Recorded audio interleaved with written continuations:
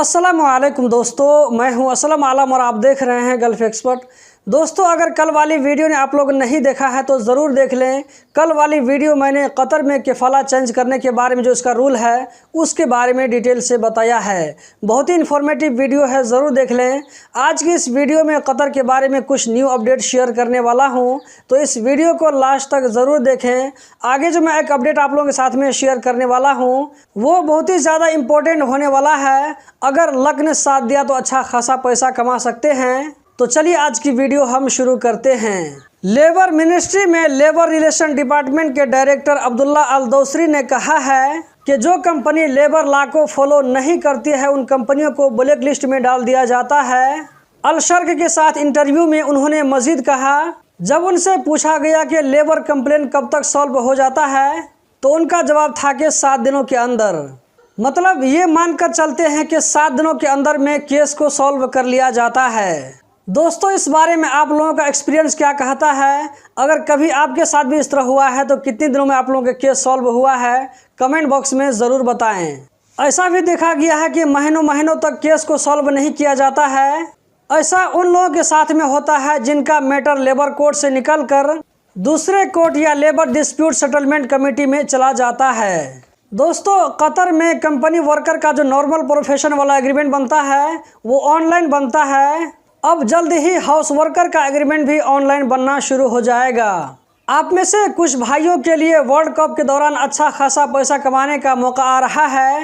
ये कल का न्यूज़ है। इसमें लिखा है कि स्टेडियम के आसपास और कॉर्निश में खाने पीने के सामान को सेल करने की जगह, जैसे छोटी छोटी दुकानें या केबिन के लिए जगह दी जाएगी।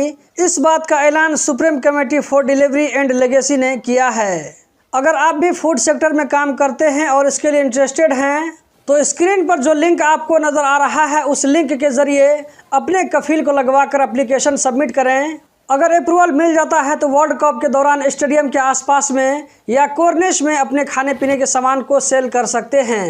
15 सितंबर तक इसके लिए अप्लाई कर सकते हैं।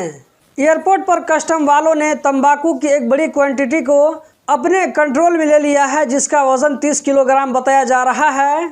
इसको पैसेंजर के बैग में छुपा करके रखा गया था, लेकिन कस्टम वालों की नज़र से नहीं बच पाया।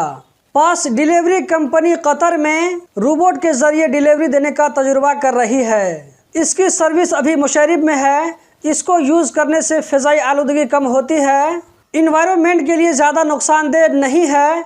ये रोबोट एक बार में 50 किलोग्राम सामान को उठा करके ले जा सकता है। दोस्तों, आपको जो स्क्रीन पर शानदार घर बने हुए नज़र आ रहे हैं, ये घर डिजर्ट के बीचों बीच में है, जिसके चारों तरफ बालू और मिट्टी है। ये बस्ती उन लोगों के लिए बनाई गई है जो कि वर्ल्ड कप के दौरान कतर आएंगे फुटबॉल का मैच देखने के लिए। कतर ने वर्ल्ड कप को होस्ट करने के लिए ज़बरदस्त तैयारी करके रखी है। तो दोस्तों, यही थी आज की वीडियो। उम्मीद करता हूँ ज़रूर पसंद आई होगी। इस वीडियो को लाइक करके आगे भी शेयर करें। वीडियो देखने का बहुत बहुत शुक्रिया।